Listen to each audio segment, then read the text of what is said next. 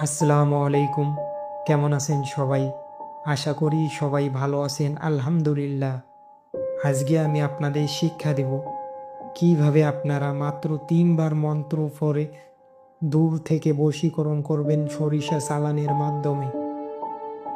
এটি এতটাই শক্তিশালী বিদ্যা যা আপনি না করলে বুঝতেই পারবেন না। আর মন্ত্রটি অনেক পুরনো মন্ত্র। আপনারা যখন কাজ করবেন তখন নিজেরাই বুঝতে পারবেন। আর মন্ত্রটা ছোট কিন্তু অনেক পাওয়ারফুল এবং শক্তিশালী একটা মন্ত্র।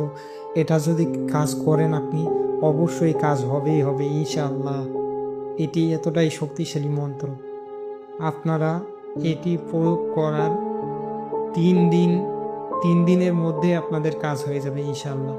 সে যত দূরেই থাক না কেন ৩ দিনের মধ্যে আপনার কাজ হয়ে যাবে। এটি এতটাই পাওয়ারফুল একটা বিদ্যা। এটি খুবই শক্তিশালী। আপনারা না করলেই বুঝতে পারবেন না। আর সবচেয়ে একটা জরুরি কথা, আপনারা আমার ভিডিওগুলো দেখেন। আমি আপনাদের কত মূল্যবান জিনিসগুলো প্রদান করতেছি, কিন্তু আপনারা তার বিনিময়ে ভিডিওটা একটু মানুষের কাছে ছড়িয়ে দিন, যাতে এই মানুষ এই ভিডিওটা পায় এবং তারা তাদের জীবনের সমস্যাগুলো দূরীভূত করার ওসিলা পায়। তো আপনারা সেই ক্ষেত্রে ভিডিওগুলো শেয়ার করে দিবেন এবং চ্যানেলটা যত অধিক পরিমাণে প্রচার পায়। আপনারা দেখেন যেগুলো ভণ্ড কিছু হয় না, বানিয়ে বানিয়ে মন্ত্র দেয়, আপনারা সেগুলোই দেখেন। তো আপনাদেরকে সত্যিকারের জিনিস বা সত্যিকারের বিদ্যা দিলে আপনারা সেগুলোর মূল্য দিতে জানেন না। তার আগে একটা কথা বলি, বশীকরণ বা তন্ত্র মন্ত্র যাই হোক না কেন, তা কিন্তু সবার দ্বারা কাজ করে না, এটা সবাই জানেন। তো আপনারা কি করলে কাজ করবে? আমার চ্যানেলে 2টা রোহানি শক্তির সাধনা আছে। আপনারা সেই সাধনাগুলো করবেন, পরে আপনার দ্বারা যে কোনো তন্ত্র মন্ত্র সাধনাই কাজ করবে। তো যারা হঠাৎ করে এসে ভিডিও দেখে পরে মন্ত্র দিয়েই কাজ করা শুরু করে বাস্তবিকতায় তাদের কিন্তু কাজ হয় না। অধিক মানুষেরই হয় না, 100-র মধ্যে আপনার 95 ভাগ মানুষেরই হয় না। তো সুতরাং আপনার রুহানি শক্তির সাধনা করবেন, মিনিমাম 41 দিন করবেন। করার পরে আপনি এই মন্ত্র কেন, যে কোনো মন্ত্র পড়বেন, দেখবেন সব মন্ত্রই কাজ করবে। তো আপনারা আশা করি বুঝতে পারছেন। আর বেশি কথা বলবো না, এখন কাজের নিয়মটা বলি। আপনারা কি করবেন? কাজটি শনি মঙ্গলবার অথবা অমাবস্যা পূর্ণিমার দিনে করতে পারেন, তাহলে এই কাজটি সবচেয়ে ভালো হয়। এবং এই দিনগুলো ছাড়া অন্য দিনগুলো করবেন না, তাহলে হবে না। কাজের সময় আপনি কোন সময় কাজ করবেন? সকাল 6টা থেকে 10টার মধ্যে আপনাকে কাজ করতে হবে।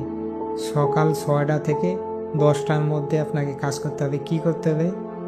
আপনি যেদিন কাজ করবেন তার আগের দিন আপনি কিছু আম কাঠ জোগাড় করবেন এবং কিছু সরিষা, যে কোনো সরিষা, সাদা, হলুদ বা যে কোনো ধরনের সরিষা হলেই চলবে।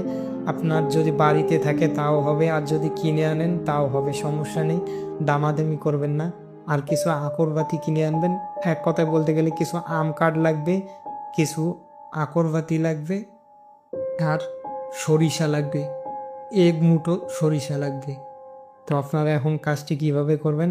আপনার শনি অথবা মঙ্গলবার অথবা অমাবস্যা পূর্ণিমার দিনে সকাল 10টার আগে কাজ করবেন। ধরলাম আপনি 8টার সময় কাজ করবেন, তো 8টার আগে পাক পবিত্র হয়ে নেবেন, গোসল করে নেবেন, পবিত্র পোশাক পরিধান করবেন। যেখানে কাজ করবেন সেখানে যাতে কেউ না থাকে আর জায়গাটা যাতে পরিষ্কার হয়।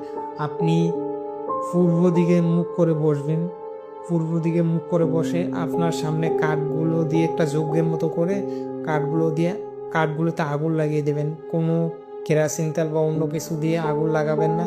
আপনারা যদি কর্পূর দিয়ে আগুন লাগাতে পারেন তাহলে সবচেয়ে ভালো হয়, নয়তোবা ঘি দিয়ে আগুন লাগাবে। তাছাড়া অন্য কোনো জিনিস দিয়ে কাঠে আগুন লাগাবেন না। আর অথবা আপনারা যদি খালি কাঠে আগুন লাগাতে পারেন তাও কোনো সমস্যা নেই। তো আপনারা আগুন লাগাবেন।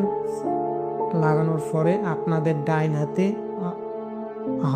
এই আগুন লাগানোর পরে আপনি চোখ বন্ধ করবেন। বন্ধ করে যাকে বশ করবেন তার কথা স্মরণ করবেন। আর একটা এখন এই কথাটা বলতে ভুলে গেছি, যে এই মন্ত্রটি শুধু কোনো স্বামী তার স্ত্রীর উপরেই প্রয়োগ করতে হবে। নয়তো প্রেমিক প্রেমিকার ক্ষেত্রে এটি কাজ করবে না, কোনো স্বামী স্ত্রীর ক্ষেত্রে এটি কাজ করবে। স্ত্রী যদি চলে গিয়ে থাকে তো সেই ক্ষেত্রে অনেক কাজ করবে, বা যে কোনো সমস্যা হলে সেই ক্ষেত্রে কাজ করবে। প্রেমিক প্রেমিকার ক্ষেত্রে কাজ করবে কি করবে না আমি সেটা গ্যারান্টি দিতে পারি না, আপনারা চাইলে করে দেখতে পারেন, কিন্তু স্বামী স্ত্রীর ক্ষেত্রে অবশ্যই কাজ করবে। তো আপনারা কি করবেন, ইয়ে চোখ বন্ধ করবেন কাঠে আগুন লাগানোর পরে বা কাঠে আগুন লাগানোর আগে চোখ বন্ধ করে যাকে বশীকরণ করবেন তার কথা একটু ভাববেন, চোখ বন্ধ করে তার কথা ভাববেন এবং মন্ত্র পড়ার সময় তার দিকে পুরো খেয়াল রাখবেন যে সে যেন আপনার সামনেই আসে। আর মন্ত্রে যেখানে অমুকা আছে সেইখানে আপনি যাকে বশ করবেন বা আপনার স্ত্রীর নাম বলবেন। তো আপনার স্ত্রীর নাম বলবেন, বলে পরে কাঠে তো আগুন জ্বলতে আছে, আপনি ডান হাতে সরিষা নেবেন, নিয়ে 3বার মন্ত্র বলে 3বার ফু দেবেন। একবার মন্ত্র বলবেন এক নিঃশ্বাসে, একবার ফু দেবেন, আবার একবার এক নিঃশ্বাসে মন্ত্র বলবেন, আবার একবার ফু, আবার একবার এক নিঃশ্বাসে মন্ত্র বলবেন, আবার একবার ফু। এভাবে 3বার মন্ত্র বলে 3বার ফু দিবেন। ফু দেওয়ার পরে সেই সরিষাটা আপনি আগুনে ফেলে দেবেন। সেই সরিষাটা যতক্ষণ পর্যন্ত পুড়ে না যায় পূর্ণরূপে ততক্ষণ পর্যন্ত আপনি সেখান থেকে উঠবেন না, বা আগুনটা নিভে যাওয়া পর্যন্ত আপনি সেখান থেকে উঠবেন না।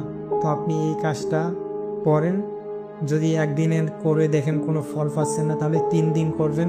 আর মন্ত্রটার ক্ষেত্রে বলি, এখন মন্ত্রটা আপনারা শনি অথবা মঙ্গলবার মুখস্থ করবেন, অথবা অমাবস্যার দিনে মুখস্থ করে 108বার জপ করে নেবেন। তাহলে যদিও সিদ্ধ মন্ত্র, কিন্তু আপনারা 108বার জপ করে নেবেন চোখ বন্ধ করে, তাহলে আরেক ভালো কাজ করবে। তো আশা করি সবাই বুঝতে পেরেছেন। আর প্রেমিক প্রেমিকার ক্ষেত্রেও আপনারা করতে পারেন, হয়তো হবে, আমার বিশ্বাস হয়তো হবে, আপনারা করে দেখতে পারেন। তো সবাইকে ভিডিওটি দেখার জন্য অসংখ্য ধন্যবাদ। আসসালামু আলাইকুম ওয়া রাহমাতুল্লাহি ওয়া বারাকাতুহু।